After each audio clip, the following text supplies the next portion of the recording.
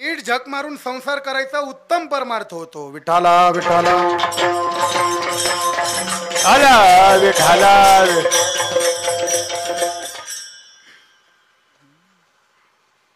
काही पे निघाय काही पे निशरा असं झालं ते अवघड. चला महाराज म्हणतात हा संन्याशाला फळाचा पिंड आहे, ब्रह्मचार्याला कंदमुळाचा पिंड आहे आणि संसारिकाला भाताचा पिंड आहे. लक्षात ठेवा. आणि मरणाऱ्यामध्ये जर एखादा वारकरी वैष्णव असेल आणि पिंडदानाच्या दिवशी दशमी शिवरात्र आली असेल तर त्या दिवशी धर्मशास्त्र सांगतं भाताचा पिंड करायचा नाही, भगरीचा पिंड करायचा. विठाला विठाला विठाला विठाला विठाला विठाला. बगरीचं ते महाराज म्हणतात ते पिंडदान मी केलं. पिंड दिला कुठं? पिंड पदावरी. पदावरी शब्दाचा अर्थ काय? पद म्हणजे काय? हे लोक जे आता पदावर आहे, हे डेप्युटी खासदार, हे पद नाही बरं का. पद शब्दाचा एक अर्थशास्त्र सांगतो पाय. कुणाचे? कुणाचे? पांडुरंगाचे. महाराज म्हणतात पिंड म्हणजे काय? एका अर्थानं या चरणाचा अर्थ असा आहे, पिंड म्हणजे शरीर. पिंड हा पाचाचा आणिला उसना हा पिंड.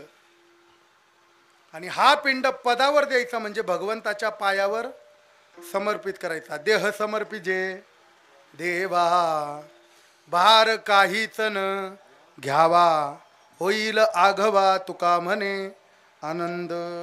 हा एक अर्थ आहे. पद शब्दाचा अर्थ आहे पाय बर का. आता पद शब्दाचा दुसरा अर्थ सांगतो. त्याकरता तुम्हाला एक कहाणी ऐकावी लागेल, गोष्ट ऐकावी लागेल. सांगू का? पूर्वीच्या काळात आजी आजोबा सांगायची तशी गोष्ट नाही बरं. एक होता राजा, त्यानं खाल्ला भजान त्याची. आहे का तुमच्याकडे ही गोष्ट? फार मार्मिक गोष्ट ऐका. शास्त्रामध्ये आलेली आहे, दृष्टांत आहे हा. सांगू ना? काही मान बी हलवती नाही काय तुमच्याकडं? ऐका. एका मुलीला गावामध्ये अनैतिक संबंधातनं गर्भधारणा झाली. बाप नव्हता तिला, विधवा आई, नातेवाईक नाही. गाव थुथू करायला लागलं बा. पोटपुढे आलं. 7-8 महिने होत आले. ती म्हातारी विचार करायची, जो येतो तो टोमणा मारतो, जो येतो तो टोमणा मारतो, आपल्याला काय या गावात राहून करायचंय. तिने गावातलं काय असेल नसेल ते विकलन पोरीला घेऊन निघाली. जाऊ म्हणली दुसऱ्या गावात राहू कुठंतरी. हे चर्चा तर होणार नाही फालतू. पोरीला खाली पाहायची वेळ, मला खाली पाहायची. झाली चूक, ठीक आहे. पोरीला घेतलं, गावातलं काय असेल ते विकलं, घर बीर शेती बिती, निघाली. नीट ऐका गोष्ट. जाताना एका चोराला फाशी देत होते. नुसत्या चौकशा करायची लय सवय राहते बायांना आमच्याकडच्या. म्हातारी गेली त्याच्याजवळ. का रे बाबा तुला फाशी का देताय? तू म्हणला मी चोर आहे, राजाकडे चोरी करताना सापडलो. बर. म्हातारीने त्या चोरानं विचारलं, म्हातारी ही कोण आहे? म्हणले पोरगी. त्या चोरानं खालून वरून तिला पाहिली. त्याच्या लक्षात आला प्रकार. त्यानं सांगितलं, म्हातारे एक काम कर, मला 2 मिनिटात मारायच्या आधी एक काम कर, तुझ्या पोरीचं लग्न माझ्याशी लावून टाक.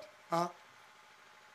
ती म्हणली मेल्या मुर्द्या, 2 मिनिटात मरणार आहे, माझ्या पोरीशी लग्न करून तुझा काय फायदा? तो म्हणला तुझाही फायदा आहे माझाही फायदा आहे. ती म्हणली सांग. तो म्हणला पहिले तुझा फायदा सांगतो. चोर म्हणला मी आमक्या आमक्या झाडाखाली घबाळ लपवून ठेवलंय, म्हणले सोन्याचा हंडा भरून ठेवलाय मोहरांनी, ते तुला पत्ता सांगतो मरता मरता. ती म्हणली अरे पण मला धन मिळेल, तुला काय मिळेल 2 मिनिटाच्या लग्नात? तो म्हणला हिच्या गर्भामध्ये बाळ आहे,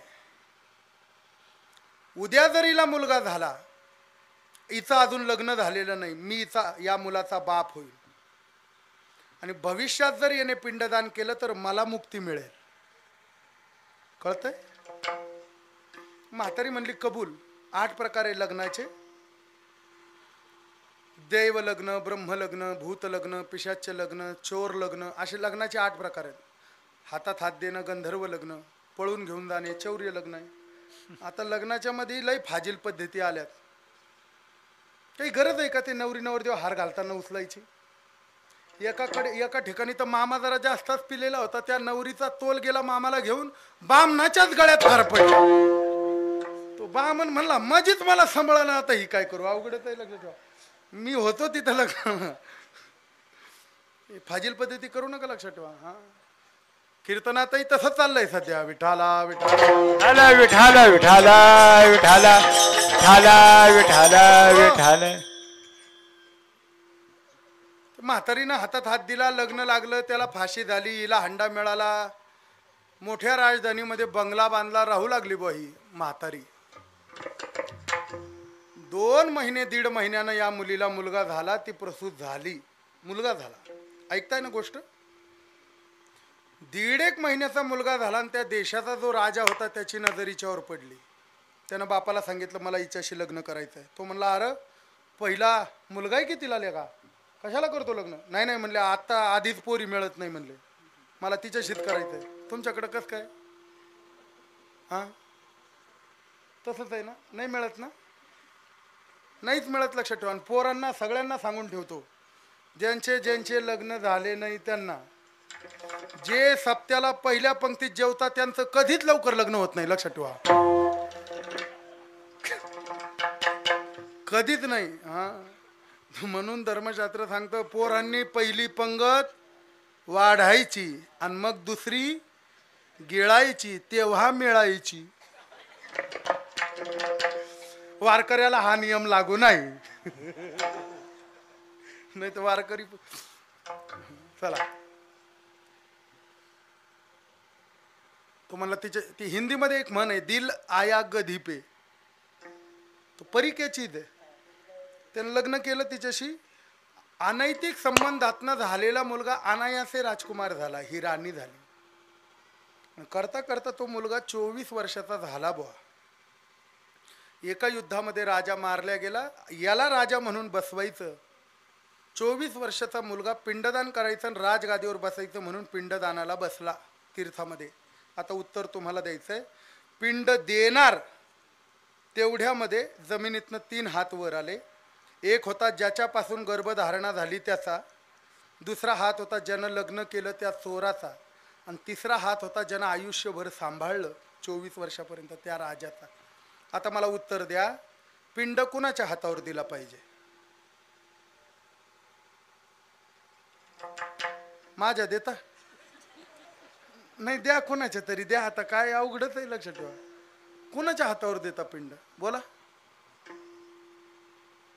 याचं उत्तर देता येणार नाही तुम्हाला. आम्हाला आमचे आजोबा गोष्ट सांग, काही गोष्टींचं उत्तरच देता येत नाही. एक कोणाच्या चॅनलवाल्याच्या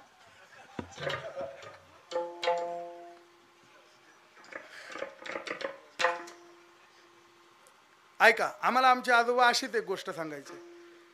बाप म्हणले लय पोर काटे कामच करत नव्हते, तिघांना 5-5 हजार दिले, जा म्हणले काहीतरी वेगळं करा मग तुम्हाला मी माझी संपत्ती देईन. पैशावाला होता, 3 जण हाकलून दिले.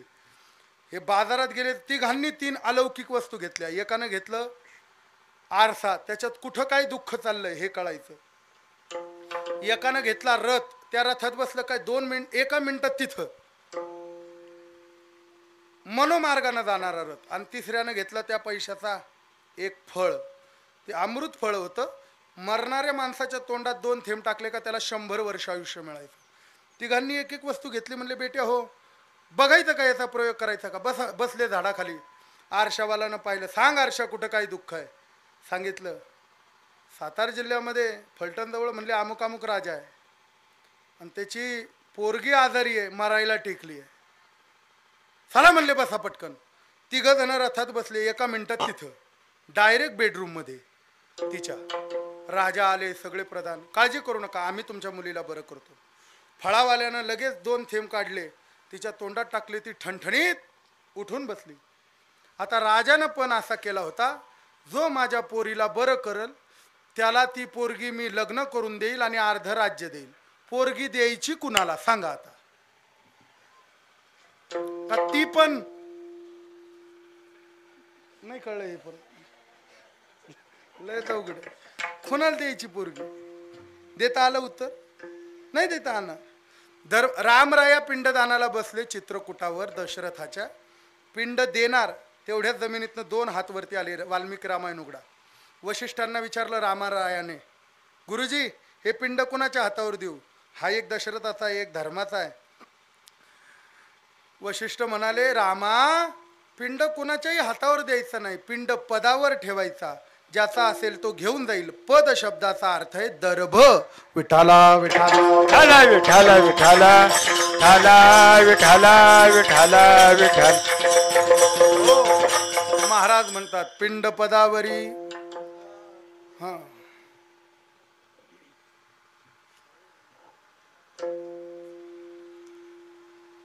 दिला पुले करी. हातामध्ये पितृतीर्थ आहे, लक्षात ठेवा. हे गंधर्व तीर्थ आहे, देव तीर्थ आहे, हे मनुष्य तीर्थ आहे. आणि ही जी बाजू आहे ही पितृतीर्थ आहे उजव्या हातात, लक्षात ठेवा. पितरांना दिलं जाणारं पाणी इथून जातं. पितरांना दिली जाणारी तीळ दर्भ इथून जाते. पितरांना दिलेला पिंड इथून जातो. हे पितृतीर्थ आहे, म्हणून असं देतो आपण, लक्षात ठेवा. महाराज म्हणतात पिंड पदावरी दिला आपुली करी. माझ्या हातानं मी तो पिंडदान दिला. परिणाम मला आता गयावर्जन झालं. गयेला जाण्याची गरज नाही. माझे झाले गयावर्जन. पिटले पितरांचे ऋण. कर्मामध्ये हरीर हरये नमः, हरीर हरये नमः असा मंत्र आहे, लक्षात ठेवा. महाराज म्हणतात मी असं कर्म केलं की हरिहराला बोंब मारणे एवढी. पटकन अर्थ सांगून जातो, वेळ संपत आलाय आपला. महाराज म्हणतात खरं तर माणसावरती 3 ऋण आहे. एक देव ऋण आहे, लक्षात ठेवा. दुसरं साधूचं ऋण आहे. तिसरं महत्वाचं पितराचं ऋण आहे. चौथं शास्त्रात नाही, पण मला असं वाटतं चौथं ऋण आपल्यावरती धर्माचं आणि देशाचं आहे, लक्षात ठेवा. ही 4 ऋण माणसाने सांभाळली पाहिजे. देशाचं ऋण आपल्यावरती आहे, लक्षात ठेवा. आपल्याला हिंदू धर्माचं भूषण वाटलंच पाहिजे, लक्षात ठेवा. जातीपातीचं राजकारण सोडा. काही मूर्ख कीर्तनकारांनी कीर्तनामध्ये जातीपातीचं राजकारण केलं आणि समाजाला भांडणं लावून दिले, लक्षात ठेवा.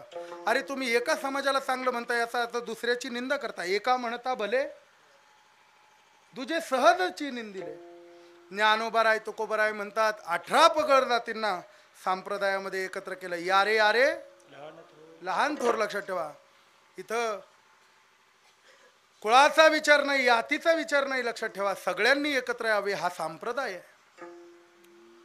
आणि लोक जातीपातीचं राजकारण करताय. मायबाप, हिंदू धर्मासाठी जर तुम्हाला कोणी विचारलं असेल की तुमची जात काय, तर सगळ्यांना पायाला पडून हात तुमच्या पायाला डोकं ठेवतो. सगळ्यांनी एकच जात इथून पुढे सांगायची, आम्ही हिंदू आहे. ही एकच जात आपल्यासाठी उपयोगाची. गर्व से कहो हिंदू. काही स्वाभिमान नाही. गर्व से कहो.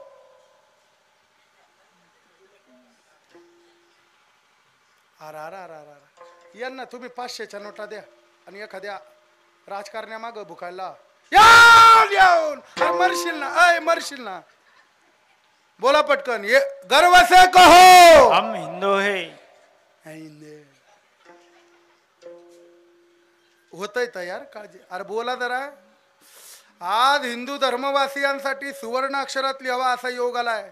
500 वर्षाचं भांडण मिटलं, आपल्या डोळ्यासमोर राम मंदिर होतंय, लक्षात ठेवा.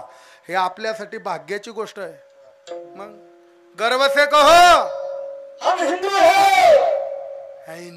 काय तुमचे खरंच तुम्हाला धरणात बांधाव आणि पोत्या सकट धरणात बुडवा. विठाला विठाला विठाला विठाला विठाला विठाला विठाला. आम्हाला अजिबात लोकांची नावं घेण्यात इंटरेस्ट नाही, लक्षात ठेवा.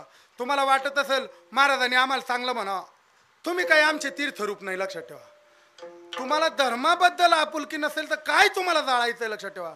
तुमची स्तुती तोच महाराज करेल ज्याला तुमच्याकडून तारखा पाहिजे, पाकिट. तो तुम्हाला पाहिलं का म्हणेल वा वा वा या या या या बसा आमच्या कीर्तनात. कीर्तनात मी जरा लांबून आलोय 400 किलोमीटर वरून. हे बघा, कीर्तन हे फक्त भगवंतासाठी आहे. भगवंताच्या नावाशिवाय कुणाचंही आम्ही नाव घेत नाही, लक्षात ठेवा. खरं तर थोडी धर्माबद्दलची आसक्ती बाळगा गड्या हो. नाही तर मग धर्मो रक्षती रक्षिता हे सूत्रच नाही. तुम्ही आता करा सगळं काय करायचं ते फ्राय. फ्राय, मग मेल्यावर तुमचं फ्राय निघणार, लक्षात ठेवा. हळद मीठ लावून लक्षात. धर्माबद्दल आपुलकी बाळगा. आधीच हजारो धर्म आपल्याला तोडायच्या नादावर लागलेत, लक्षात ठेवा. नाही माहिती तुम्हाला? जागृत व्हा. मी आणि माझं एवढ्या पुरती विचार केला तर पुन्हा भारताचा तुकडा पडल्याशिवाय राहणार नाही. विठ्ठला विठाला विठाला विठाला विठाला विठाला विठाला विठाला. अध्यात्म कीर्तनात सांगितलंच पाहिजे, पण थोडं तरी धर्माविषयी बोललं पाहिजे ना. आमचे काही काही कीर्तनकार, आम्ही वय कुंठवासी आलो पोळ्या दाबायासी. अवघडच आहे. अरे हे थोडं पोरांचं कौतुक. हे पोरं कीर्तनात उभे, धर्माविषयी थोडं गंध लावणं हे पाळत जा गड्या हो. नाही तर तुम्हाला गडी कोण म्हणेल, लक्षात ठेवा. अवघडच आहे पुढे चालून. धर्मशास्त्र सांगतं बाप हो, धर्मो रक्षती रक्षिता, हा हे सूत्र आहे. महाराज म्हणतात पहिलं ऋण आहे देवांचं. आपण सत्यनारायण होम अनुष्ठान करून त्यांच्या ऋणातनं मुक्त होतो, कुलाचार गोंधळ. दुसरं साधूचं पंगत अन्नदान करून त्यांच्याही ऋणातनं मुक्त होतो. पितरांच्या ऋणातनं मुक्त होण्यासाठी हे श्राद्ध तर्पण केलं पाहिजे. आणि देशाच्या ऋणातून धर्माच्या ऋणातून मुक्त होण्यासाठी धर्माची स्वाभिमानता आपल्या हृदयामध्ये जाळा. 4च गोष्टी करा. सगळ्या वर्गाला पुन्हा सांगतो, रोज सकाळी स्नान करा, थोडं तरी दान करा, थोडं तरी भगवंताचं नाम जपा, थोडं तरी उत्तम भोजन करा. 4थी गोष्ट भोजनाच्या ऐवजी मी सांगतो, 4थी गोष्ट हृदयामध्ये हिंदू धर्माविषयी आसक्ती बाळवा.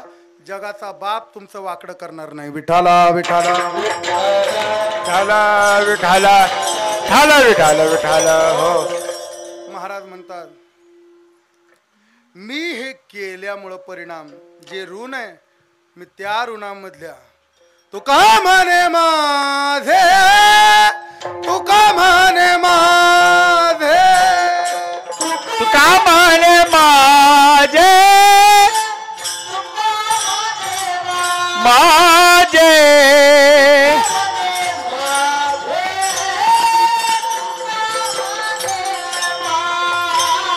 तुका म्हणे माझे, तुका म्हणे माझे.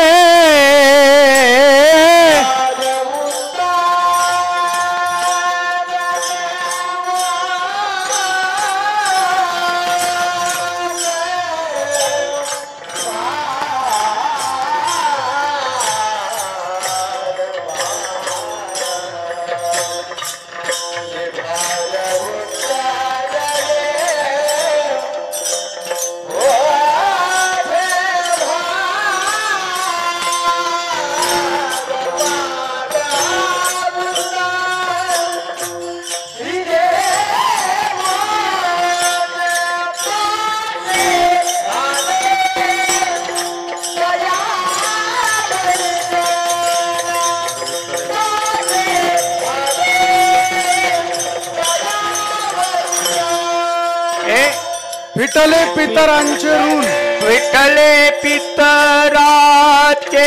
ऋण, विठ्ठले पितराचे ऋण. आ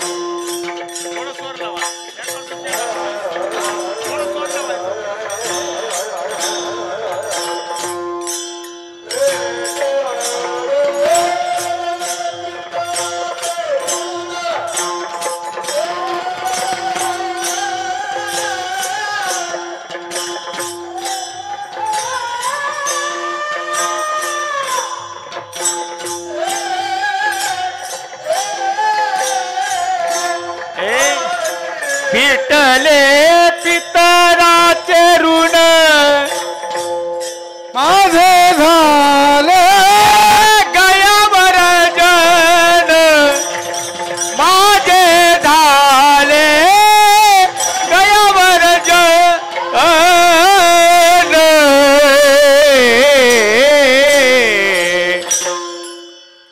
महाराज म्हणतात तुका म्हणे माझे भार उतरले ओझे माझे झाले. माझा भार उतरला, पितृऋणातनं मी मुक्त झालो, परिणाम माझे झाले गयावर्जन. पिटले पितरांचे ऋण. आई वारली, मातृगयेला जावं. वडील वारले, पितृगयेला जावं. मातृगया गुजरातला आहे, पितृगया बिहारला आहे, लक्षात ठेवा. पण वारकऱ्याने आई वडील गेल्यावर त्यांचं एक तरी श्राद्ध गोपाळपुऱ्याला करावं, लक्षात ठेवा. हां, तिथं मातृगया पण आहे, पितृगया पण आहे, लक्षात ठेवा. मातृगया गया दोष नसते, लक्षात ठेवा. हां, गया काय करते? पितृदोषाचा नाश करते. सध्या लोक पितृदोषानं ग्रस्त आहेत. 40 दिवस जर आपण उघड्या अंगानं ओल्या अंगानं दक्षिणेकडे ओंदळभर पाणी दिलं, नमस्कार केला, तर 1.25 महिन्यात पितृदोष निघतो, लक्षात ठेवा बरं का, सांगून जातो. खरं तर बोईटे परिवाराने वैकुंठवासी सूर्यकांत उर्फ पोपट आप्पा बोईटे यांच्या चतुर्थ पुण्यस्मरणानिमित्त केलेला हा खटाटोप. पुन्हा हा विषय का सांगितला की इथून पुढे हा विषय आपल्याकडनं घडत नसेल तर तो घडावा, म्हणून ही कीर्तन आहे. या विषयाला अनुसरून मी या विषयावर बोललो. आपणही आपल्या पितरांच्या ऋणातनं पितृदोषातनं मुक्त व्हा. देव ऋण, पितृऋण आणि धर्माचं जे ऋण आहे त्या ऋणातनं मुक्त होऊन आपणही आपलं कल्याण करून घ्या. धर्मशास्त्राने फार मोठ्या बाबी मांडल्यात. त्या बाबी सांगण्याकरता ही कीर्तन सेवा खरं तर माझ्या पदरामध्ये पडली, चुकून पडली असं म्हणायला हरकत नाही, नाही का? पण हरकत नाही. फार लांबचा प्रवास होता नाशिकवरून. परवा या भागातनंच गेलो, पण पुन्हा आणि परत उद्या भुसावळला जाऊन पुन्हा इकडंच यायचं आहे. आणि म्हणून खरं तर तुमच्या दर्शनाचा योग त्या निमित्ताने आला. सूत्रबद्ध काहीतरी मांडण्याचा प्रयत्न केला. मायबाप काही चुकलं असेल तर वाणीचा दोष आहे, थोडंसं तोंड जास्त चालतं, लक्षात ठेवा. पण की वय तळमळ आहे म्हणून बोलतो. काही चुकलं असेल, माझ्या वाणीचा दोष आहे. चांगला असेल, फडाचं आहे, संतांच्या अक्षर ब्रह्माचं आहे. या जीवात्म्याला भगवंता चरणी आजन्म स्थिर मुक्ती मिळावी. ज्ञानोबाराय तुकोबारायांनी या वारकरी जीवाला जवळ घ्यावं अशी प्रार्थना संतांच्या भजनाच्या रूपानं करायची आहे. सगळ्यांनी ते भजन मुखानं बोलायचं आहे, हाताने टाळी वाजवायचं आहे. फडकरी पद्धतीमध्ये एक याचं भजन करत नाही, एक याचं भजन करत नाही. आपल्याला सगळ्या संतांचं भजन करायचं आहे. संतांमध्ये भेद नाही बरं का. संतांशी क्षोभही कोण्याही प्रकारे त्याचे बरे नोही उभय लोकी. जो संतांमध्ये भेद करतो त्याचं तिन्ही लोकात चांगलं होत नाही. सगळे संत आपलेत, सगळ्या संतांचं भजन करायचं. पहिलं भजन कुणी केलं? माझ्या नामदेव महाराजांनी केलं. कुणाचं केलं? ज्ञानोबारायांचं केलं. करा सगळेजण. महाराज ज्ञानेश्वर माऊली, महाराज ज्ञानेश्वर माऊली, महाराज ज्ञानेश्वर महाराज ज्ञानेश्वर महाराज ज्ञानेश्वर महाराज ज्ञानेश्वर महाराज ज्ञानेश्वर महाराज ज्ञानेश्वर महाराज ज्ञानेश्वर महाराज ज्ञानेश्वर महाराज ज्ञानेश्वर महाराज ज्ञानेश्वर महाराज ज्ञानेश्वर महाराज ज्ञानेश्वर महाराज ज्ञानेश्वर महाराज ज्ञानेश्वर. बोला पुंड वरद हर विठ्ठल श्री ज्ञानदेव माऊली ज्ञानेश्वर महाराज की जय.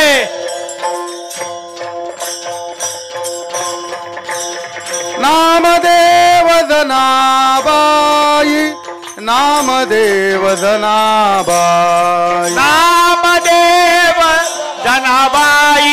बोला बोला. नामदेव जनाबाई. नामदेव जनाबाई, नामदेव जनाबाई, नामदेव जनाबाई, नामदेव जनाबाई नामदेव जनाबाई नामदेव जनाबाई नामदेव जनाबाई नामदेव जनाबाई नामदेव जनाबाई नामदेव जनाबाई नामदेव जनाबाई नामदेव जनाबाई नामदेव जनाबाई नामदेव जनाबाई